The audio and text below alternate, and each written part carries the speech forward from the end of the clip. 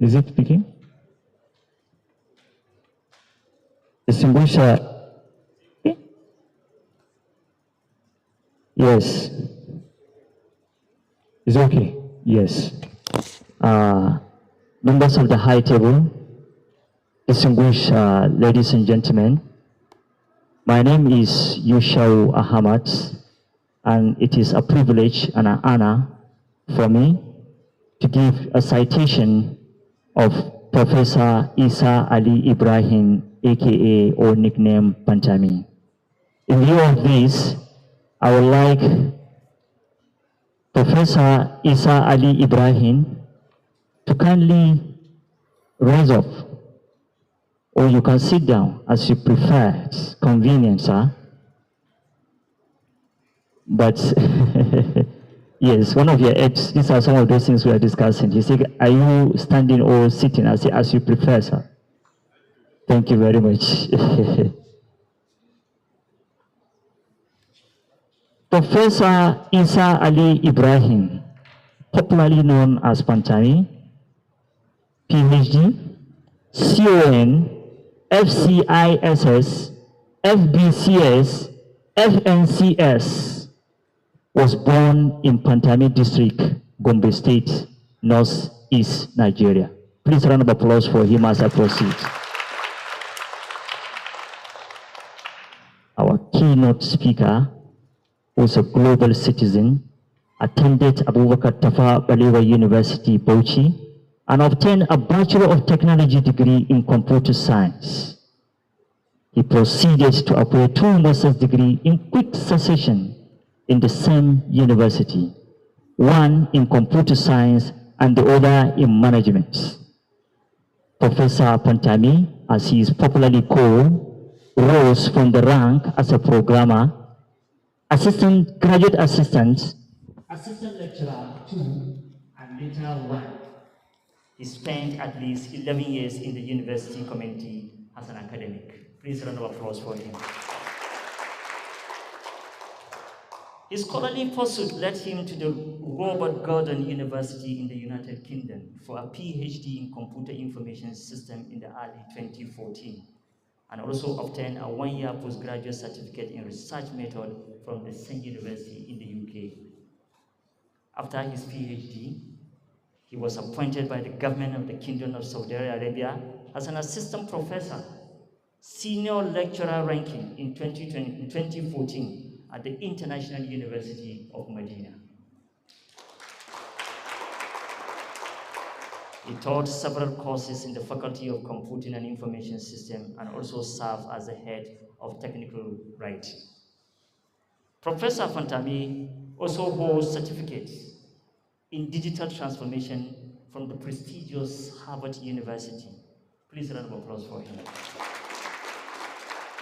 Certificate on digital strategy from both Massachusetts Institute of Technology, MIT, and Institute of Management Development, IMD, Lucerne, Switzerland, as well as strategic leadership from Oxford University. Please kindly give me a round of applause.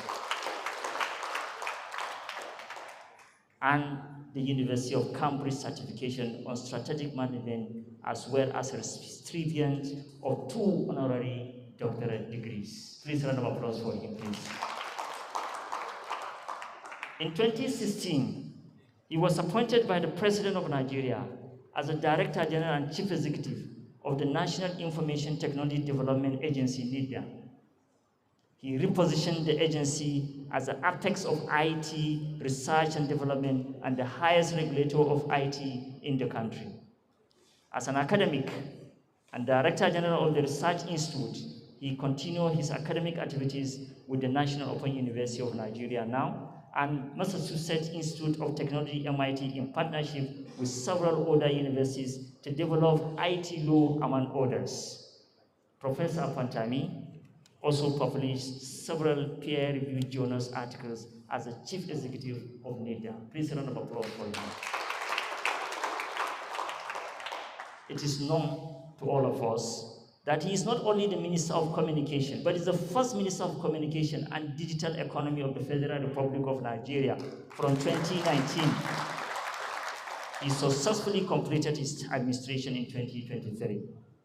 He championed the development and implementation, specifically 23 national policies, an unprecedented record in Nigeria. Please round of applause for him. He also has a distinction of being the first ever African to be certified as a fellow of the Chartered Institute of Information Security, CIISEEC. Please round of applause for him. It is the only professional cybersecurity organization granted by the Royal Charter of the Incorporation in the United Kingdom.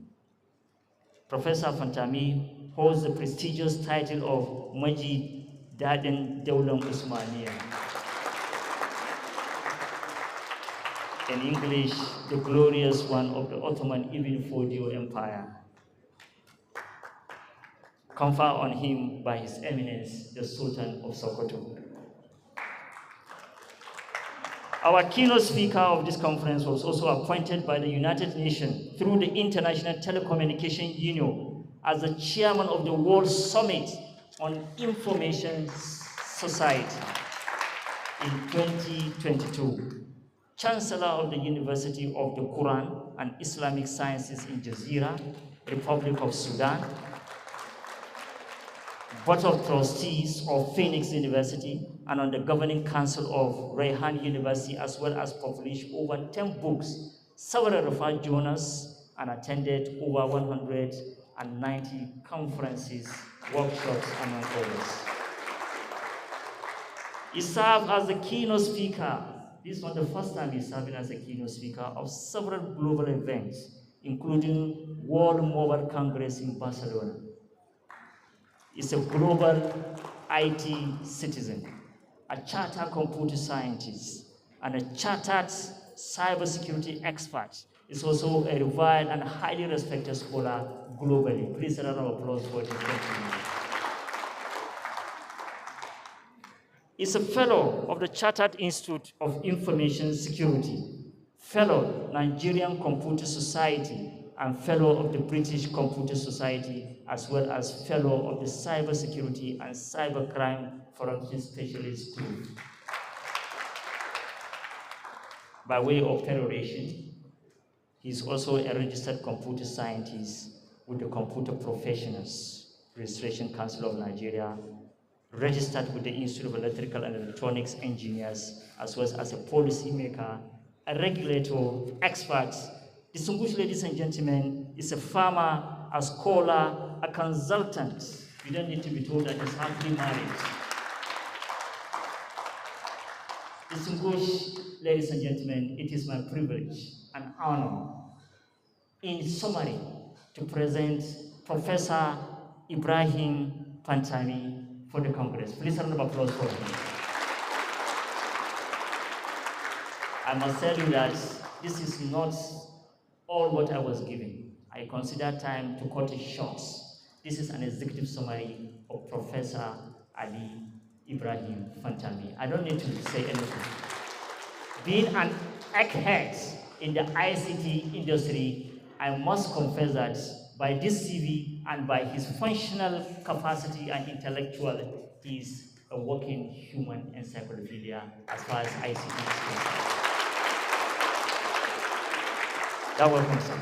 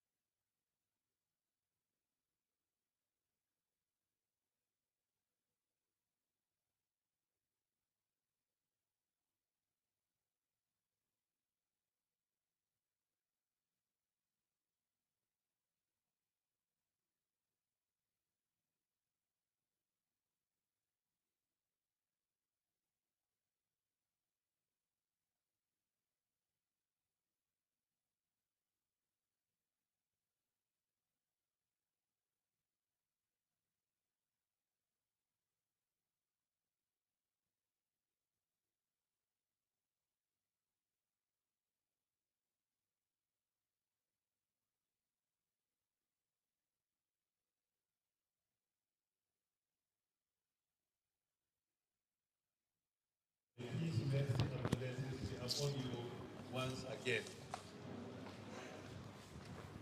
I begin by thanking our Creator for the opportunity to converge on this campus,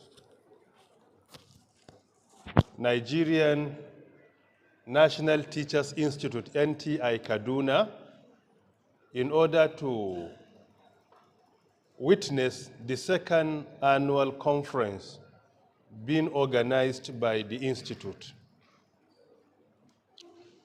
Furthermore, permit me to also commend the effort of the Director and also Chief Executive, Professor Musa Garba Mai Tafsir, for his giant strides on this campus, particularly the digital transformations he has been implementing, where we have e-facilitation, e-project supervision, e-teaching practice, among many E's.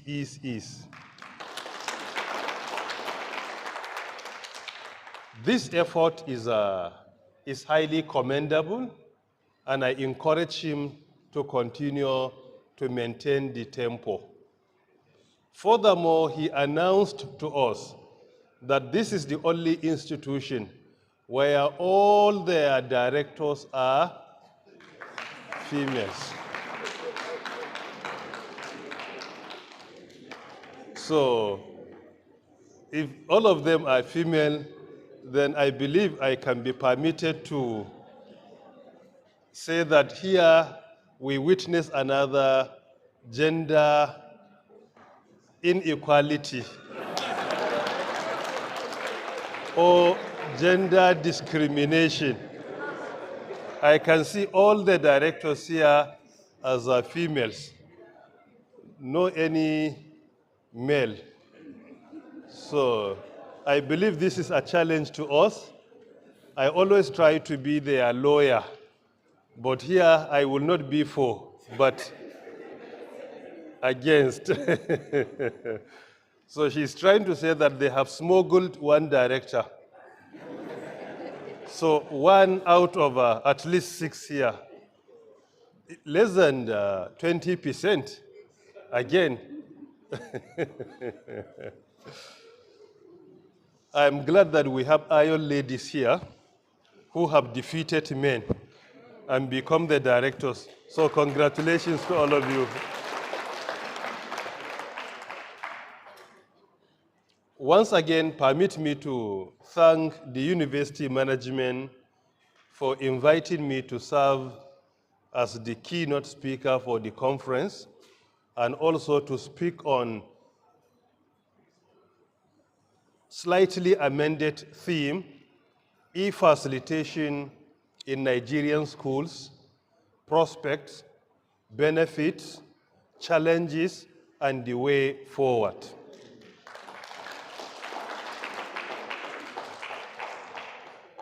This topic is very apt and is very relevant. We are in the digital era. In the digital era, accommodating and adopting technology is not just an option, but rather is inevitable. The digital era that we are witnessing today, which is also Industry 4.0, is about the creation of a virtual world. In the previous generations, we only had physical world, biological world, but today, because of the digital era, we have another virtual world or a digital world. So another world has also been created, and this world is interwoven with the physical and the biological worlds.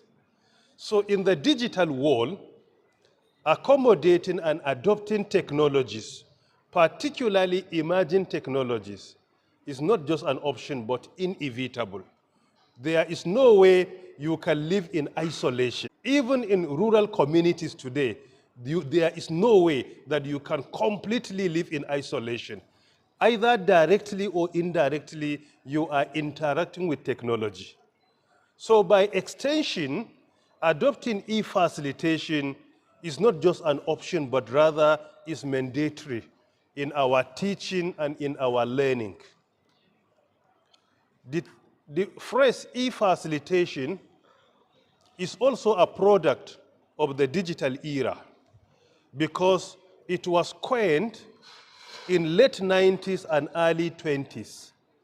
To be specific, it became popular in 2002, 22 years ago. Most importantly, in a paper titled Knowledge Management in a Doctrine of Complexity, authored by Dr. Etienne Wenger. So 22 years ago, e-facilitation was promoted and adopted in order to convey a process of supporting, guiding, and conveying content through digital tools and technology. So in a situation or a process where you support, you guide, you convey content through digital tools or technologies, that process we call it e-facilitation or electronic facilitation or online facilitation or virtual instruction or digital teaching. All these terms are synonymous. So you can call it online facilitation or virtual instruction or digital teaching. So they are all synonymous. They are synonymous to one another. So even the e-facilitation is a product of the contemporary era or the digital era. In the digital era, which brought about the creation and the invention of a virtual world, using technology is no more an option. Why? With the world population of around 8.1 billion people today, you can safely say that approximately 5.3 billion people are connected to the internet. By implication, around 63% of the whole world population is connected to the internet. So people that are connected to the internet are up to 63%, while those that are not connected to the internet are only 37%. So by implication, you can safely say that those that are connected to the internet, those that are part of the virtual world directly are almost 2/3 of those that are not connected. Furthermore, e-facilitation is possible when there is internet on one hand and a laptop or even smartphone on the other. Because with your smartphone today, you can partake in e-facilitation, e-learning, online courses, among others. Today in Nigeria, with a population of around 220 million people, approximately 103 people are connected to the internet. While as of 2019, around 5 years ago, we had 172 million smartphones in Nigeria. Why the total number of smartphones was higher than the internet connectivity? Because it's not a unique smartphone. One person can have 2 or 3 smartphones, as the case may be. So as of 2019, we had around 173 million smartphones in Nigeria. And all these smartphones are the actual platform of engaging in e-facilitation. Many universities today are completely online. There are virtual universities today, virtual higher institutions of learning, virtual universities. Even in Nigeria, I could recall in 2023 at the Federal Executive Council, we approved the first virtual university in Nigeria, iconic university in Sokoto State. It is the first complete online university in Nigeria, the state where your chief executive came from. They produced the first virtual university, iconic university. I was in Sokoto last week. The Vice Chancellor paid me a courtesy visit, and he was stating that as of last week, they had over 3,000 students. And recently, National Universities Commission approved for them to begin enrolling MSc students in digital economy, artificial intelligence, among others. So now we are having universities that are 100% virtual. And if you look at even the top-ranking universities globally, you will discover that today they are promoting e-facilitation, like Harvard University, where they have over 600 courses in e-facilitation. Oxford University, University of Cambridge, Georgia Institute of Technology, Massachusetts Institute of Technology, each and every one of them you will discover they have over 100 platforms for e-facilitation. In addition, one of our major challenges in Nigeria is the fact that we are not proactive, but rather we are reactive. And this is one of the major challenges we are being confronted with in Africa. Africa was not actively involved in the first industrial revolution, the same in the second industrial revolution, the same in the third industrial revolution. Why? Because we are mostly conservative and we fail to be proactive but rather reactive. We don't usually get ready on time.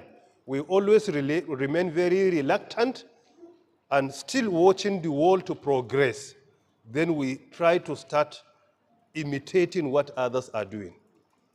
If you look at the total number of out-of-school children in Nigeria, it's highly worrisome. Dilapidated infrastructure is highly worrisome. If there is one country that needs to promote e-facilitation, Nigeria should be at least in the forefront. If not the first, should be among the 10 nations to promote e-facilitation globally. Problem of infrastructure, poverty, insecurity, among others. In e-facilitation, you will discover that distance is no more a challenge. You can be in any part of the world and enroll in a course, either from Kaduna, from the US, from the UK, from China, from India, without any problem. You can enroll in a course and graduate and obtain your certificate without traveling to the institution physically. You only get connected virtually and you can obtain your certificate. Particularly certificates that are related to self-development and self-improvement. You want to acquire skills, hard skills, that is technical skill, soft skills, among others. There are so many platforms. Certification in your area of expertise. Either you are a teacher in accounting, mathematics, physics, chemistry. There are so many certifications globally that can qualify you to teach anywhere in the world. You can obtain that through e-facilitation. So it is important to remind ourselves that e-facilitation is not in any way a rival to our physical facilitation. It is not e-facilitation versus what? Physical. It is rather e-facilitation for physical facilitation. It is more of supporting our physical contact with our students. It is all about that. It's not in any way a rival. That is why the most important one is to have a hybrid, where some contents are being delivered online while some of them allow physical contact from time to time. So it's not in any way fighting our physical classes or institutions, but rather making our physical schools and institutions to be highly flexible, where people that have time and those who do not have time can all learn from the institution. That is what e-facilitation is all about. It's not in any way fighting to displace our traditional classes or system of learning, but rather to integrate and make them more flexible and also more cost-effective, where you don't need to travel physically when there are constraints of resources among others. So it is because of this that e-facilitation in the fourth industrial revolution is not just an option, but rather is inevitable. There is no doubt about this. If you look at the countries,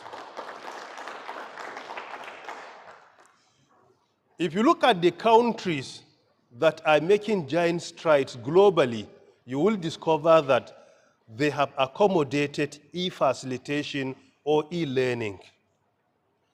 Even among the developing countries, not the developed countries, even among the developing countries like China and India, look at the system of education in China today. The facilitator earlier criticized our system of education in Nigeria that is very low, very poor.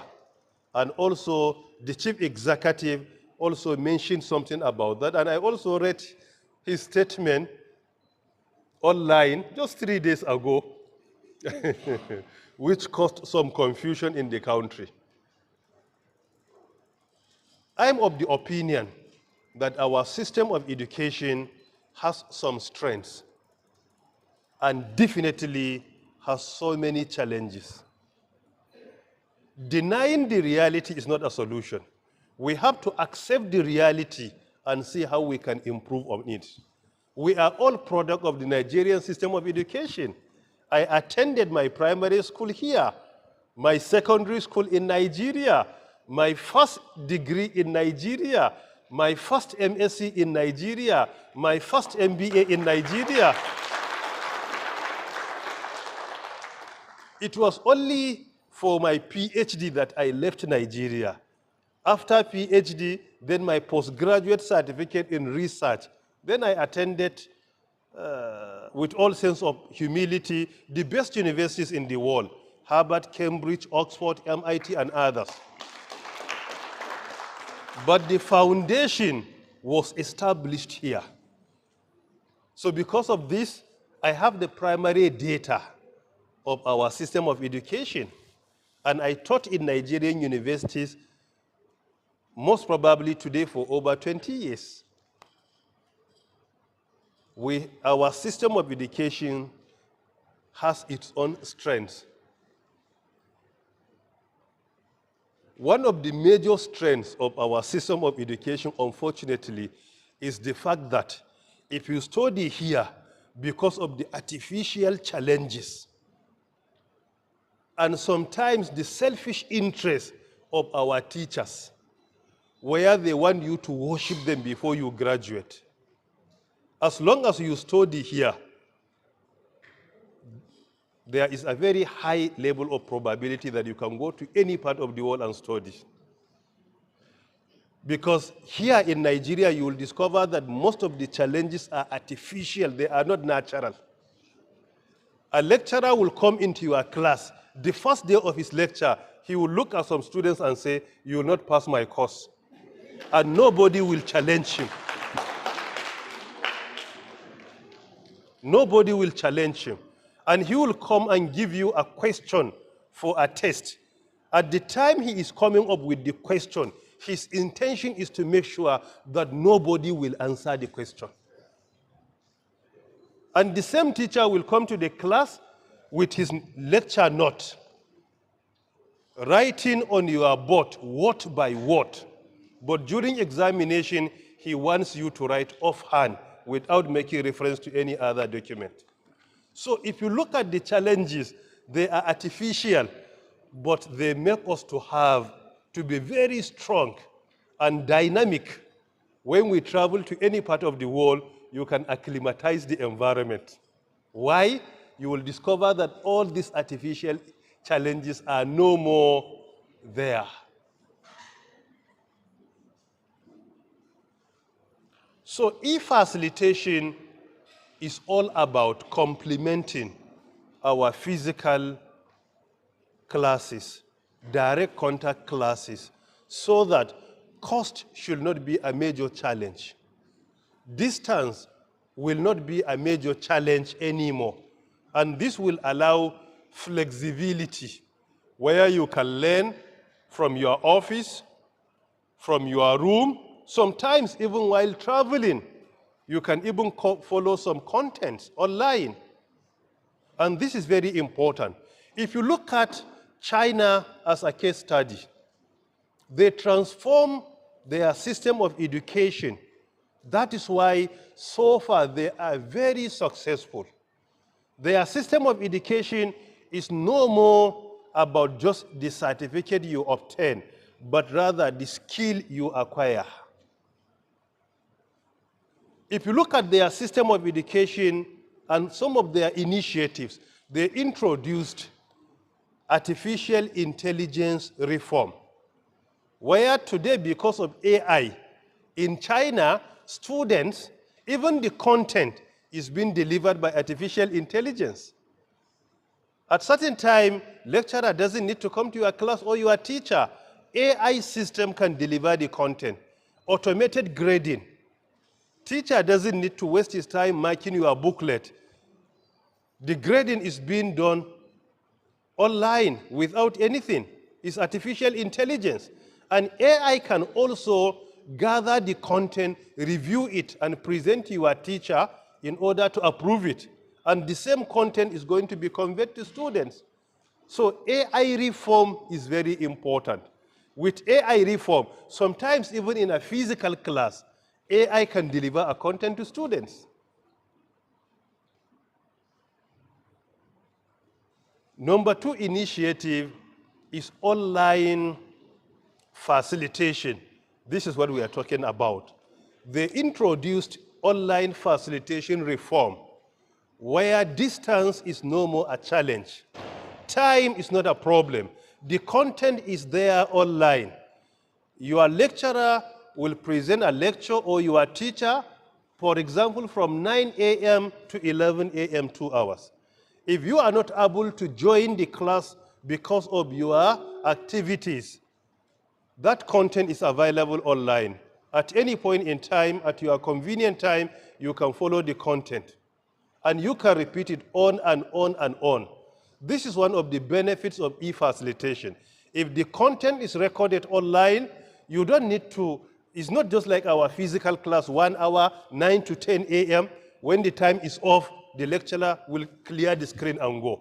The content is there online. It allows you to repeat it on and on and on until you understand.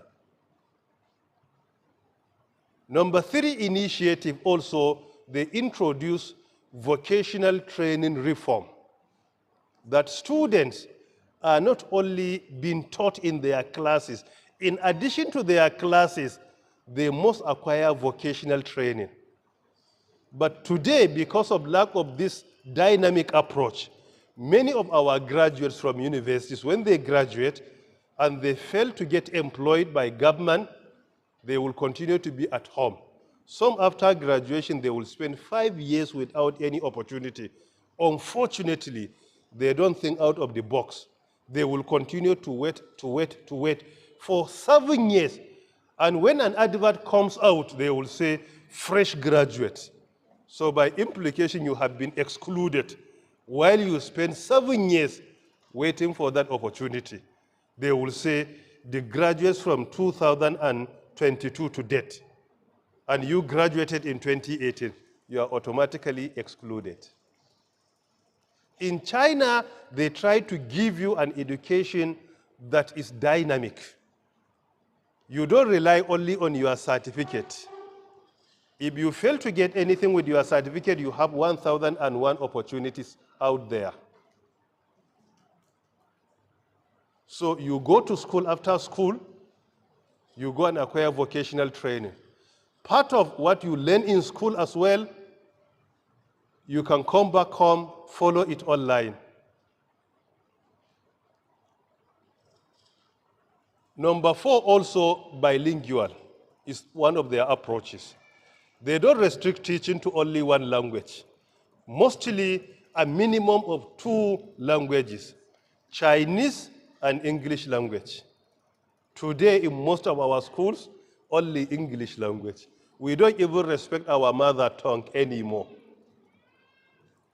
At least if we can make it to be very dynamic to the extent that our children at primary school will learn using our mother language, it will be much, much easier for them to understand. Much, much easier for them to understand. Some students will spend 3 years studying chemistry without understanding what chemistry is all about. A teacher will just come into a class and say, potassium. What is potassium in Hausa? Kanwa. If he says kanwa, there is no any problem with any student. Kanwa, we all know what kanwa is all about. That is all. But potassium, you spend 3 years or 6 years memorizing potassium without even knowing what potassium is in your mother tongue.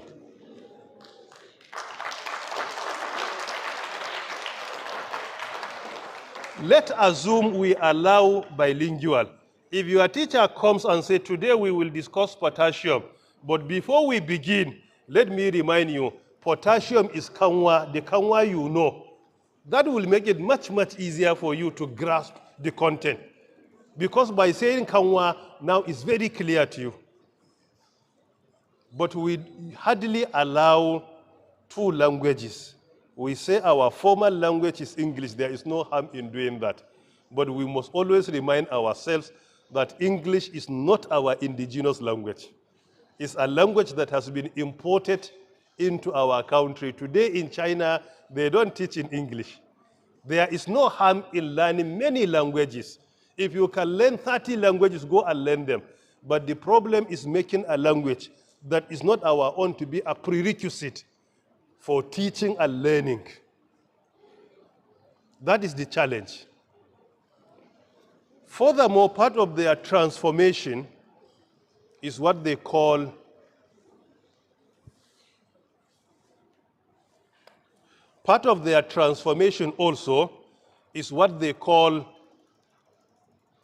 credit system.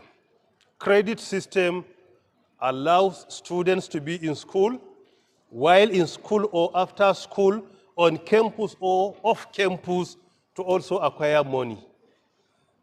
They don't delay till after their graduation.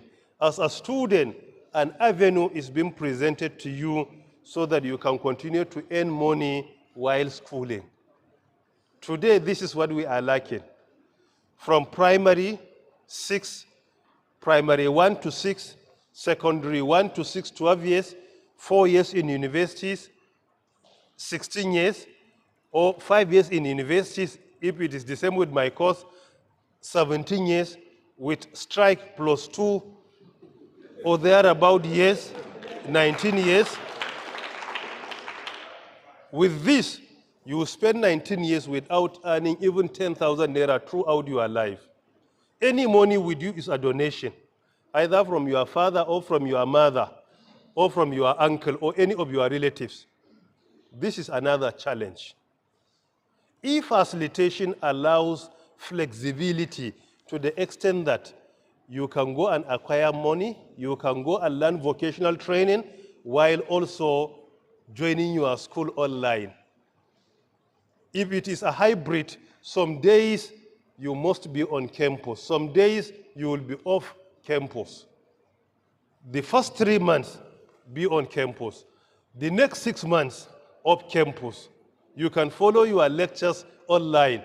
This allows flexibility. You can go to your farm, you can establish a vocational center, you can go and acquire any skill, you can travel as the case may be.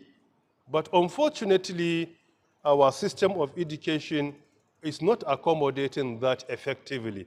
And I do hope that institutions like the NTI and others will continue to think out of the box, where they will come up with policies that will allow our system of education to be very flexible. Some of the benefits of e-facilitation: number one, cost effective. It saves cost. And this is indeed very important. Saving cost is important. If there is no e-facilitation, you must go to school every day. Today, 1 liter of oil is more than 1,000 naira. For you to travel to school 7 kilometers and come back every day, there is no cost effective. But if you can buy 1 gigabyte of data, 2 gigabyte of data at the price of 500 naira or 6, it's sufficient, it's enough for you to join your lectures. Sometimes you can have unlimited subscription. It's unlimited. 50 people can subscribe to it, can use the facility, like Starlink. This is one of the major reasons why I traveled to the US in December 2022 to bring Starlink to Nigeria.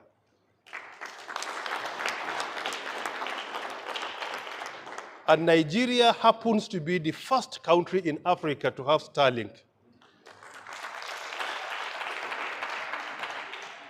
With Starlink, if you look at our landmass in Nigeria, which is approximately 923,000 square kilometers, in any part of Nigeria, there is no restriction. As long as you purchase Starlink, you will get connected to the internet. And this is one of our prospects. Any part of Nigeria, in any part, as long as you are on our landmass, there is high probability you will get good broadband. So cost effective, one of the benefits of e-facilitation. In addition to that, flexibility. Flexibility is another important benefit, where the content can be available online. You can listen to it anytime. And flexibility, it allows you to follow the content from any part of the world, whether you are in Kaduna, in Nigeria, in Ghana, in any part of the world. You will be able to even join online content that is being delivered on real time. This is also another benefit. Number 3, e-facilitation, if it's being recorded, it allows you to repeat the content on and on and on until you understand it better, where physical teaching hardly allows you to get that privilege. You can be allowed to ask questions, but when the time is off, the lecturer will clear the screen and leave the venue. These are some of the benefits of e-content. And in addition to that, which is very important, it allows people to enroll into institutions of learning. The university can be in Nigeria, or the institution can be in Nigeria, or in Asia, or in Europe. Distance is no more a challenge. It allows you to join. But if it is physical, it's not possible. Maybe you are an employee. The nature of your job doesn't allow you to travel from one point to another. But as long as it is online, you can do that. And it brings about inclusivity. Inclusivity, even women at home, they can get educated. They can acquire certificates and certifications. That inclusivity is also very important. So these are some of the benefits of e-facilitation, in addition to being an inevitable component of the digital era. And there are challenges. Number one, the challenge of cybersecurity. When you are online, there is no system in the whole world that is secure 100%. Each and every system can be compromised. However, the probability in some is very high, while the probability in others is very low. Some systems can be compromised within an hour. Some can take you 10 years without being successful. So cybersecurity is a major concern. Number two, infrastructure, particularly ICT infrastructure. Without Starlink, it could be a challenge because as at last year, our broadband penetration in Nigeria, with regards to our population, not land area or land mass, was around 46%. Unfortunately, now it is dropping. It's around 42 to 43%. So without broadband, it is difficult to partake in online facilitation. So broadband could be a challenge. Number three, affordability. Some cannot afford, even though there is cost effective. Still, some will be struggling to buy smartphone, get connected to the internet, and learn from it. Because usually, digital content are a bit heavy, particularly if it has to do with YouTube and others. So sometimes affordability is also a challenge.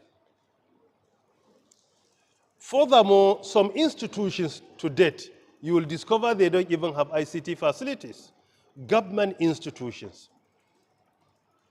Even though there are so many interventions of government, I know institutions like TETFund, NITDA, NCC, USPF, Galaxy, PTDF, have so many interventions in government institutions and even private institutions. Within my 4 years in office from 2019 to 2023, in order to facilitate digital transformation, we executed projects and programs, 6,344.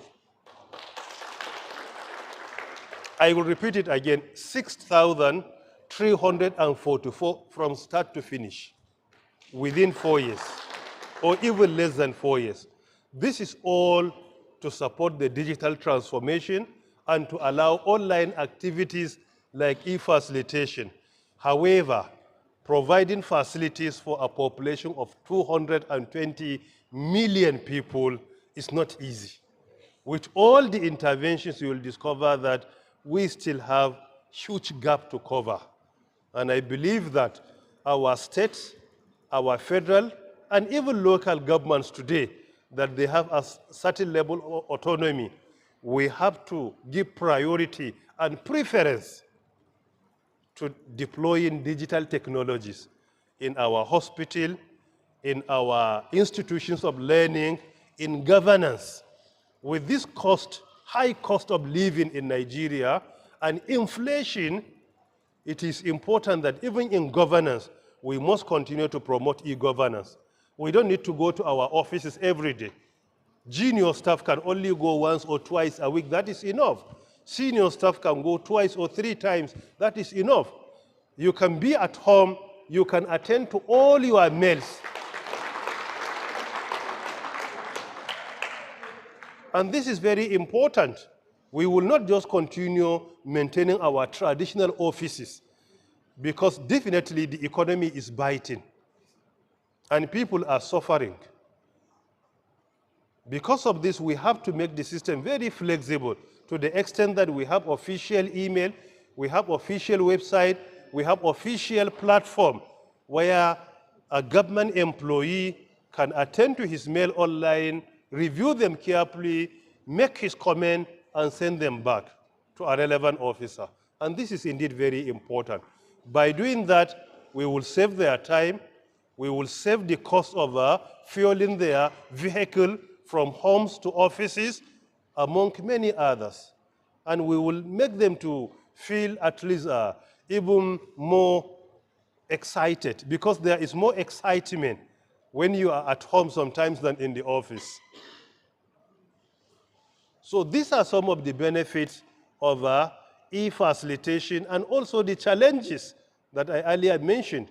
The issue of affordability, infrastructure, and also even digital literacy is another challenge, particularly most senior government officials in the civil service, age of 55, 60, in academia, like where even retirement age is up to 70, You will discover people at the age of 65, 70, they are not digital native. They are not digital native. They are struggling, sometimes even to utilize their smartphones. But this problem is no more there with our children. At the age of 2, 3, 4, 10, 15, even 20, in fact, even 25 and 30 is no more a problem, because in our own case, we switch from manual to analog and to digital.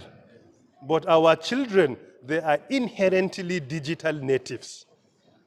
They don't need anybody to teach them how to manipulate their smartphones. When you give them, they will even teach you. Your daughter at home at the age of 4, your son at the age of 4 or 5, the way they manipulate our smartphones is amazing. Sometimes they even know the smartphone better than you. Some applications they are downloading and using, you don't even know them. It is only when you take your phone you'll discover they have downloaded so many things. So they are digital natives. So the challenge of a digital divide is more with the older ones. But the younger ones, they are automatically digital natives. They don't have that problem at all. So it is important that in the digital era, we must accept and adopt e-facilitation, e-governance, e-health, and even e-agriculture. That is digital agriculture. We have digital facilitation, digital hospital, digital health, digital security, digital industry like e-commerce, and you also have digital or smart agriculture. They are no more an option. They are not optional, but rather they are inevitable, because we cannot live in isolation. And this is indeed very important to take note of that and make our system of education very flexible to the extent that people can learn from any part of the world without encountering any challenge. I personally enroll online and I obtain many certifications online without traveling outside Nigeria. And this is indeed very important. Let us make the system very flexible and continue to promote e-facilitation or virtual learning among others, so that we will not continue to be left behind while the world is progressing. I do hope that this national conference will come up with so many ideas that will guide our government at state and the federal level in order to accept some radical changes that will make our system of education more productive, more effective, and also more successful. Our curriculum also needs to be reviewed, and this is indeed very important. You will realize that today, ICT is part of a curriculum. You cannot in any way come up with a very successful curriculum without accommodating ICT.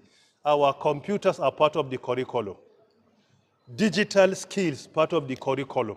So we have to accept that, review our curriculum, and make sure that our curriculum at least is hybrid, where it allows physical learning and also virtual learning.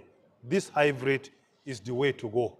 I do hope that at the end of this conference, these initiatives are going to be captured effectively, and I do hope that the relevant institutions of government and policy makers at state and the federal level will make use of these ideas, initiatives that will come up from this conference in order to be implemented and make sure that our country is very successful. May the Almighty bless the National Teachers Institute, and may the Almighty bless the Federal Republic of Nigeria. Thank you very much for listening.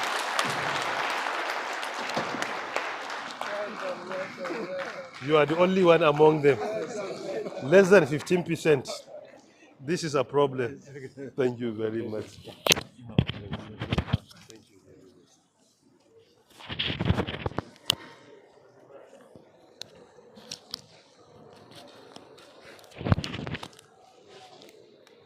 Thank you very much. Please, a very thunderous applause for our keynote speaker,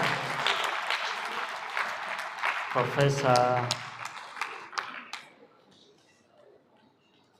Isa Ali Ibrahim Pantami, former Minister of Communication and Digital Economy, a one-time Director General NIGDA, a consultant, an ICT global citizen, an architect, an academic. Let me say it once again. Please a round of applause once again for this keynote presentation.